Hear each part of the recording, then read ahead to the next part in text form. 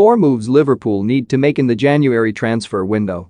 Title hopefuls Liverpool lost ground on Manchester City towards the end of 2021, but they have the chance to try put that right in January.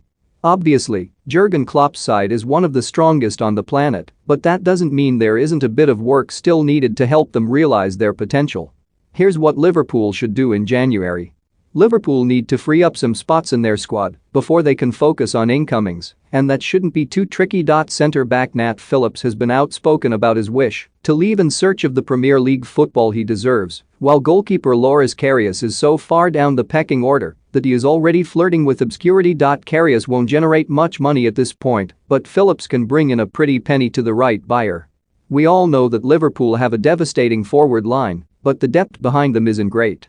Divock Origi can do a job, but Takumi Minamino isn't up to scratch, and the drop-off when either Sadio Mane or Mohamed Salah is unavailable is evident. There have been links to players like Leeds United's Rafinha, but convincing him to play second fiddle isn't going to be easy. Wolves' Adama Traore and Barcelona's Ousmane Dembele are potential alternatives, but neither are guaranteed to accept a spot on the bench. Salah and Mane are heading off to the Africa Cup of Nations, and their absences will be sorely felt. Speaking of Salah needs a new contract. He's one of the best players in the world, and he's now in the final 18 months of his deal.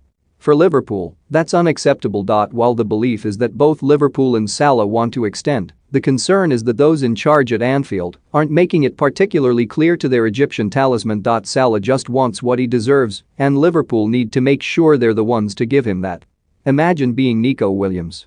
You break through from the Liverpool Academy as one of the Premier League's most exciting young right-backs, but you still don't play because of the freak of nature that is Trent Alexander-Arnold. Realistically speaking, Williams is never going to take Alexander-Arnold's spot in the squad, and the Welshman appears to know that. He's not going to waste much more time stuck behind Alexander-Arnold in the pecking order. Either convince him to stay and give him a fair share of the minutes, or cash in and let him go.